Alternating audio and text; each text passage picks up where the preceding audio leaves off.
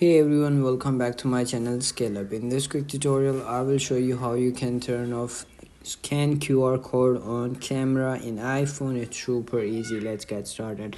Open up your settings and then scroll up and go to camera, and there you will find the scan QR codes over here. At the second last option on the top menu, you will see you have to do is click on that toggle to turn this off, and once you click on that, never you can scan camera, or once you turn on your camera and scan the QR code, they will never scan your QR code in camera. So you have to do is scan the QR code with the scanner, so then it gonna be scanned. So that's it. That's how you can do it. If you found this video helpful, don't forget to like my video, subscribe my channel Scale Up, and also drop me a comment for more tips and tricks videos. Thanks for watching.